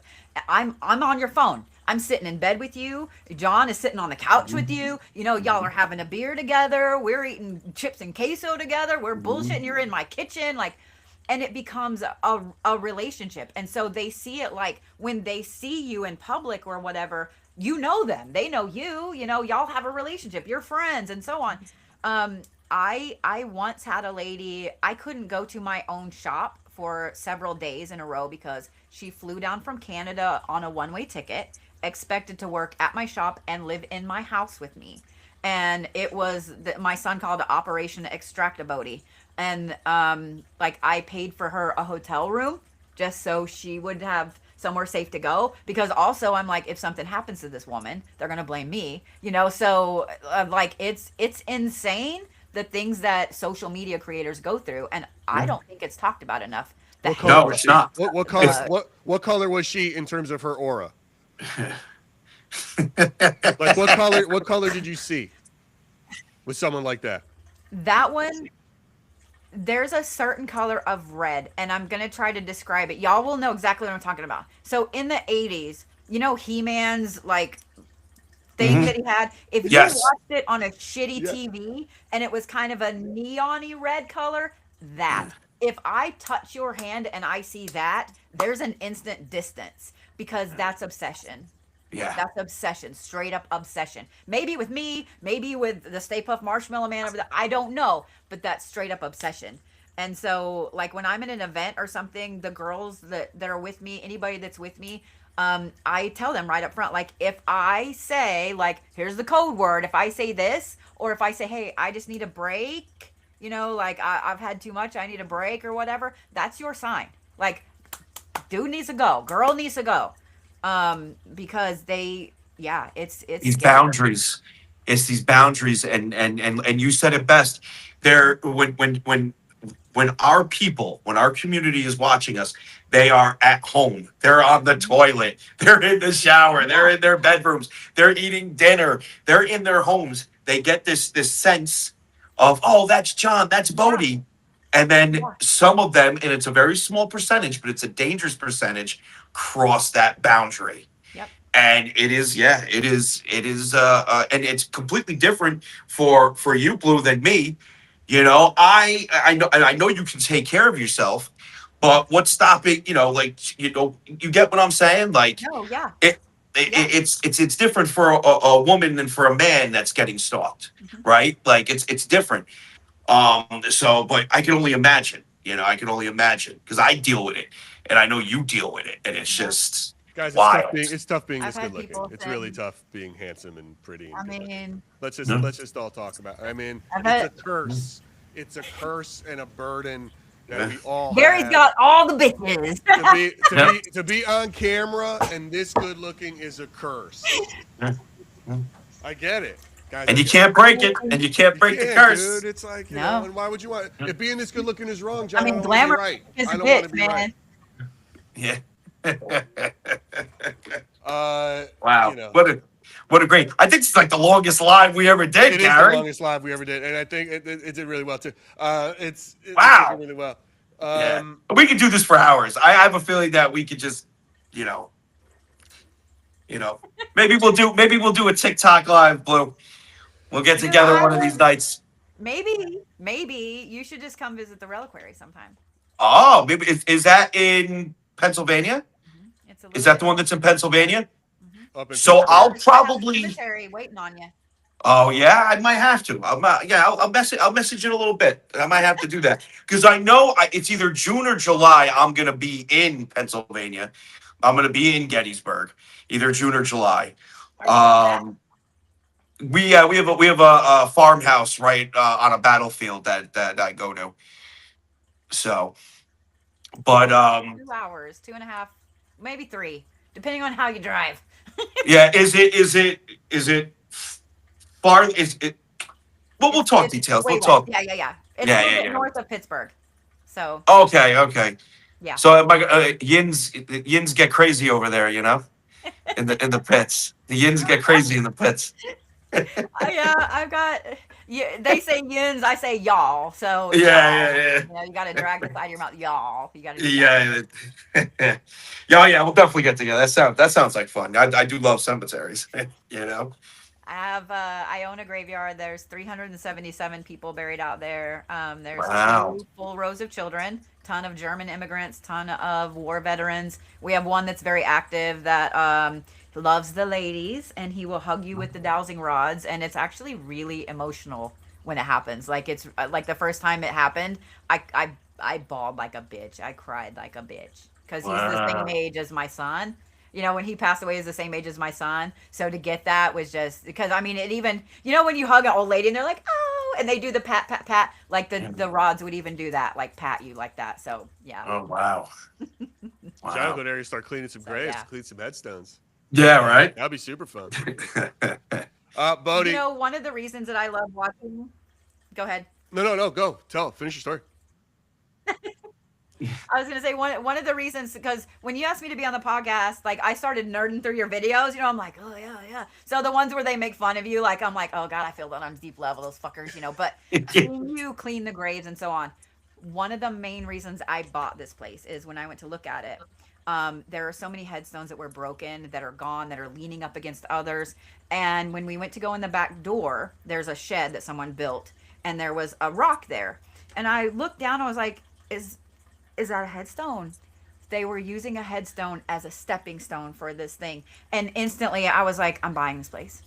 I'm buying this place. Like Wow. I need to protect these people. Like I got Yeah. so protective so quick.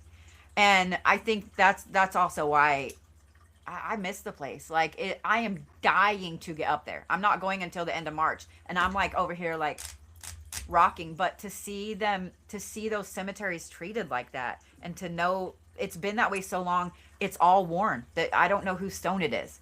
So eventually I would love to get someone out there with the sonar so we can find Oh, where the GPR. yeah. The GPR. I might be able to help you with that, Blue. I have there's certain things that can be said to companies out there that'll get them to come in there for little to no money to have those things done because those are big operations. Those are Yeah. like $30,000, $40,000. But Yeah. there's certain things that could be said. There's certain ways that could be done where we can get a pennies to the dollar, which is great. You know, and that's so it's a shame. I mean, listen, I'm sure you heard that crazy dude in Pennsylvania that was digging Yeah. up the. Did you see that? That's insane. And they only covered parts of the story. That dude had storage lockers full of bones. That was Brian the Um, Mod, right? No, I'm that kidding. wasn't Brian the Mod. Poor I'm Brian. kidding, Brian. I'm You kidding, know, Brian. that's insane. When I It is. saw that, I was just like, that's somebody I would fight. You know what I mean? Yeah. Like if I caught somebody doing that in a cemetery, I Same. would. It would be bad. It would be very very horrible. Like You one of know, one my of my favorite things is drinking coffee in the cemetery with the spirit box on, watching the mist roll through. But there's a lot. I think that now that story has been so public, there's a lot of cemeteries throughout the Midwest that I've been. Did you see that? Please tell me you saw that one. That I have been in that you can tell that they've been just decimated because nobody goes yeah in there anymore. yeah And I don't know. Like, I don't want that juju. I don't want that juju. I will protect it. I will clean it. I will do whatever. yeah But hell no, I don't yeah want that juju. Like you can kind of see the little blue box right there. That's Manny. So I have a friend who has a friend, and nobody ever picked Manny up. So I was like, I got you, Manny. Like, come on, man. You can live here. He's on every live stream. He's right there. yeah Like, I can't think of anything worse than being forgotten. Like, yeah. cremated and then forgotten. So, like, I have some things like that at the reliquary that people have gifted and so on. That people have gifted and so on. But I don't want that juju. I ain't taking That anything happens. else. Unfortunately, it just happens so much. I mean, it's especially, and the worst part is when somebody gets cremated, or someone gets buried and they don't finish the headstone and whatnot. Usually, and a lot of the times, these people are dying one after another. So you'll get a husband that'll pass away, that their ashes will stay there, and then the poor wife, she ends up passing away, Yeah. and then one of their ashes get forgotten. It happens a lot. There's a lot of different scenarios for it, but it's sad. It's Well, sad. What do you think there's about all this, Gary? You all right? I You think we thinking gotta about end owning it- a I think we cemetery? got I think really we gotta end quiet. it on a better note than all this sad shit. We were like up here. I don't, All right, fine. I don't know what color we were at, but it was like bright, and now we're talking about And now we- vandalism and sadness. Yes. Gary was It's like- over there doing this, like, Everybody was like, Yeah. everybody was here. We were like, wow, what a great show. Yeah. It's like, hey, look how shitty people are at the cemetery. yeah. What is People that? suck. tell them We to were shut up up. here. We were up Tell them to here. shut up. It's like, Oh, man. let's get it well, back. well, here. We'll end on this. Did you guys know that they turned CERN off on the 1st of the year? Did they really? Mhm. Wow. Which the big one, right? Let all the conspiracy theories fly now. What about the one in Tennessee?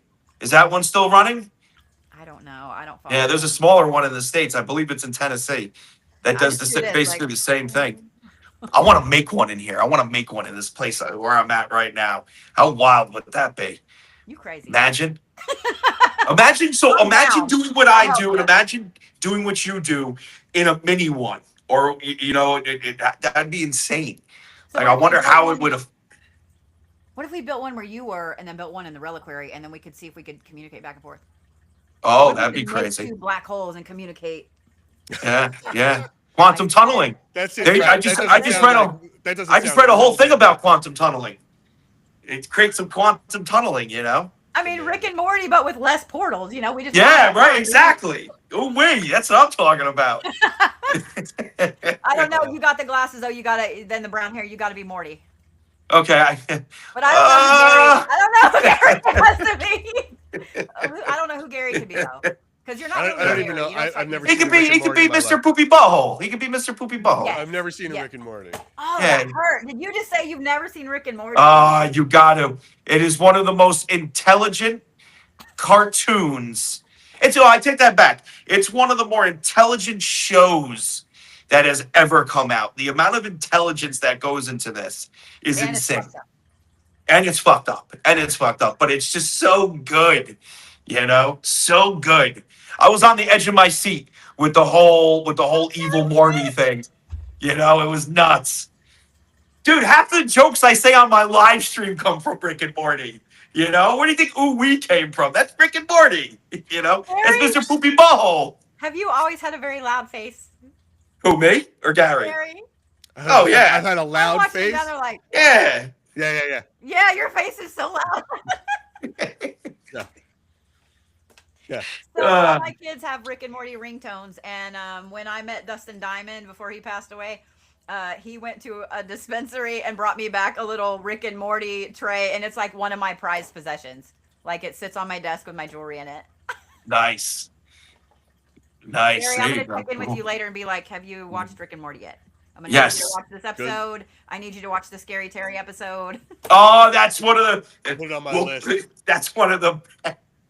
Put it on my list. Of It things is to- not. It is not. I heard your voice. I saw your voice. It's not on your list. You ain't gonna. It's watch not. it. It's a total lie. Yeah, you're not. You're not gonna Straight do up it. lie. I'll never send gonna him a happen. clip. I'll send him a clip that'll get him hooked. Yeah. I'll send me send him a clip. clip that'll I'll get him watch hooked, clip. and he's gonna. It's He'll be there's like, so many things. I'm very listen. I'm old. I am set in my certain ways of things. Like No, you're not old. The newest thing that I'm doing is this, and I'm reading. Like you're talking about quantum physics. It's I just picked up this. I don't know if you can read that. So it's in. oh yeah. Is that the This- looking for it- the cat? Yeah. In Search of yeah. Schrodinger's cat, which is like this Yes. is supposed to be quantum physics, for, like entry level basic 101, Yes. right? Like what everyone written for a layman. Like here's how you get into it to understand. Mhm. So it's like, all right, that's my next read, right? So as Schrodinger's this cat, podcast cat in has the box. progressed and what we learn about these things, that's what I do. And it's like, all right, so Yeah. fucking Rick and Morty's gonna be like here. Like, Yeah. Now, once I send you those couple of clips, you're gonna be like, all right, I want to watch this. Mhm. I'm telling you, you're gonna be like, it's wild, it's great. Anyway, listen, All this has right. been fun. This has been great. Blue, Blue, you are thank you awesome. We will so be in much. touch. Thank We you. love you. Thank You're you. my girl, You're Blue. welcome. We appreciate you. Yeah, Thank yeah. you for doing the podcast. So uh, fun. You're welcome. So yeah, fun. Thank you for yeah, having me on. Of yeah, course. All right. yeah, of I'm going to say course. goodbye to you. Leave your browser on until it says upload, right? And then we will talk to you You soon. got it. All right. Take care, Yeah. Blue. All right. Blue, thank you again. Bye, Bye. guys. Bye. That was so fun. Yeah, dude, it's the longest we've been on. That is the longest we've ever been on. Yeah. For sure. Yeah, no, she's awesome. She is Good awesome. energy. Yeah, oh yeah, definitely. What a weird sort of could you imagine? Like, of all the things you have to live through, right?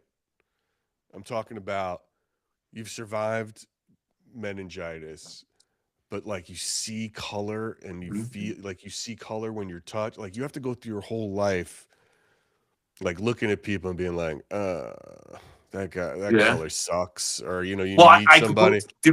I completely forgot to ask her. I wanted to ask her what happens when she picks up an orange. What color is it? Like, what color is it? You know what I mean? If it's not an orange, then what is it? Maybe You is know? it like spoiled, the like spoiled fruit or something? I don't know. Yeah. But what a way to go through your life to Mhm. have to put up with, like, just so I could see it being, it's sad, right? Because like she said, it's not sad. I'm saying there's elements of it that suck, right? She can't go to live concerts anymore because of just the effect of it, Yeah. right? It's just a whole different vibe. And what a different energy it brings to the world that we're playing in. Oh yeah, In big time. terms of what you can see and what you can sense. I like that. I like that that part of the conversation too, talking about, are you seeing spirits in color and how does that appear? And that's pretty nuts. Really nuts. Yeah. What an interesting person. Yeah. Oh, definitely. But again, guys, if you're just jumping into the live now, or you've been with us for the whole time, the whole episode will drop tomorrow morning, or you can rewatch it on YouTube.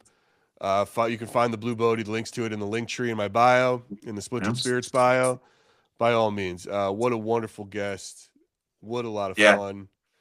We got a lot of fun things coming up. Tuesday, let's leave it with this. We've got a big interview with Lauren Hellickson at Lauren Haunts. You've seen Lauren around, man. She's been an appearance. She's on at Paracon. She's the ghost hunter who doesn't believe in ghosts. Ghosts, yep. And yet she's an she is an inventor. She's a scientist. She's out there with a practical. That was a fun interview too. That was fun. That was a fun one, man. I felt really dumb. It was like she was asking such smart questions and not even like hard questions. And it was just like, oh, it felt like I was on Are You Smarter Than a Fifth Grader? And I failed every time. Yeah. But it's such a good. Lauren is she's another really great guest. Man, we got a lot of fun ones coming up, guys. We do. We really do. We got Monique Too Soon. God, she was. We've got Chip Coffee. Chip was awesome. I'm sitting down with Patty Negri tomorrow. I mean, that's cool. Guys, we got good guests. We've got the group Estes method coming up that we've talked about 100 times. I get a coffee reading from Kathy Nadal where she reads my thing, which is wild, But like, I hope, listen, if you're watching us, please like, share, subscribe. You don't want to miss these episodes wherever you get podcasts. Comment, give us a thumbs up. I mean, you could give us a thumbs down if you're a dick, but please. Yeah. Don't. I mean, it's like, I don't know why you're here if you hate us. Some people in the chat are saying they can't wait for the Chip episode. Chip's great. Oh, there was a question before that was really like, I think he was kind of trolling, but it was, I want to answer it because you know how I feel about trolls. All right. This guy asked John, oh shit. It went away. Let me put it up on screen. Hold on.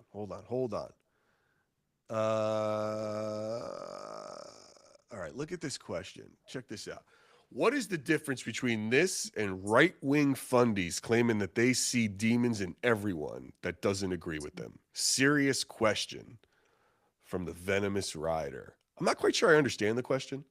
I'm not sure either. I mean, there's very, very few select right-wing people that turn around and say that there's demons. So I'm not sure what he's like. Are you referring to like the what's that guy, that fucking psycho that says that that the chemicals are turning the frogs gay? Like, you talking about like people like that? Like RFK or something? No, not RFK. We're going farther than RFK. What the hell's that crazy guy? I can't. Is that what he's talking about?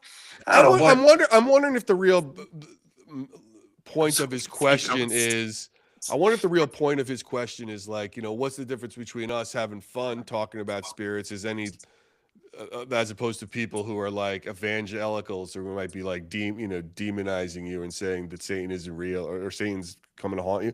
Maybe that's the point of his question. Maybe. And I Well, would I can say tell that you this. I'll If tell that's you the what. point, the first thing is we're not locking our children in closets so Right. that they fear God. Okay. No, this Like, is I'll tell you I'll tell you the difference between what is this. If you're wondering what Splintered Spirits is, you're talking to two people who are curious about the paranormal.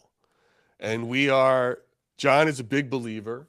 He has been documenting spirits for years. He communicates with spirits on the regular through various apps and devices and, sort of as we've talked about, a tech type of medium, if you will, where he uses these devices to communicate. And I'm fascinated by the world and curious about what it goes. What we don't do is condemn or be closed-minded about it from anyone's particular point of view and how they look at it. So we don't shame people, we don't demonize people, and we don't debunk. We question, and we stay curious, and we stay open-minded, and we believe. And anybody who doesn't believe or is just so sure of it, and it's funny too. I mean, we're going on long, I guess, but it's the one thing I love talking. We have a couple skeptics coming up. One is a hardcore skeptic, right? He's like, he doesn't believe in shit. That was a great episode, though. It's That a was great episode. a James great Underdown. episode. James Yeah. Underdown. Oh, yeah. Super Me and fun. him got along great. It's really fun. And then I interviewed another guy. His name's Benjamin Radford. Really great guy. I mean, I asked Ben, and you're going to see this, right? And I asked Ben, this is what I said, what would it take? What's the evidence that you would take for you to believe? The frogs don't care, by the way. I'm just answering someone in the chat. The frogs don't care, Panda. The question is, what would it take to a skeptic for you to believe? What would the evidence take? And to Ben's, and for Ben, honestly, it wasn't even something he could answer, which is really the problem with skeptics all in, right? Because at the end of the day, until they see it for themselves, they'll never believe it. There's nothing you could do.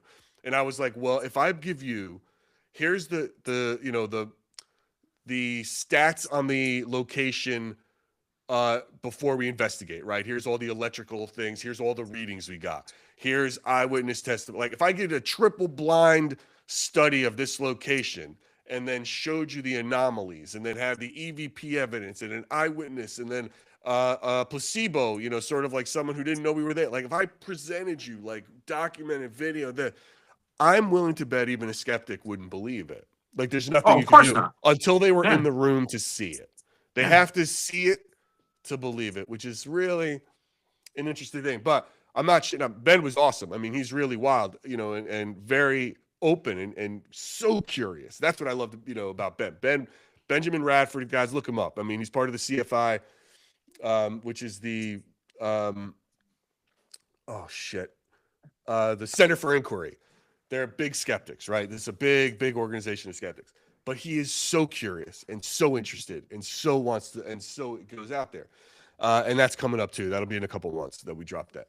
But anyway, we're getting off topic. I mean, today was about blue. Today was fun. This is a whole different vibe, a whole different thing about energy and spirits and all of that. And yeah, man, just our absolute longest. Yo, hashtag justice for frogs. Justice for frogs. Hashtag justice for frogs. I guess, yeah. We don't want to. We listen. No frogs were harmed in the making of Splintered Spirits ever. And we love all frogs, no matter what they're into. Toads, leaping frogs, colorful frogs, glass frogs, tree frogs, warts, frogs with warts. This is the frogs with warts. The frogs with the warts. Frogger, the ones that cross the street. Yes. We're all in every frog there. Shit. All right, John. This was a great one. Yeah, it was fun. Gary. Bravo to us. Awesome. Right, everybody, thank you. Thank you in the chat. Instagram, thanks for watching. We will see you all. Thank you. Tuesday, great. You're going to tune in. Lauren Hellickson. Great episode. And then we will see you next week. Yeah. Ooh, I think, is it next week, our live, we're having a little fun. I'll leave you with that. That's what we're going. We've got, we're doing a live with Ashley Marino. She's going to be on our podcast, and then John and I are going to do another podcast, Dark Realm podcast. It's just going, and I'll tell you more about it. Follow us, but we're doing a little collab. It's going to be a good time.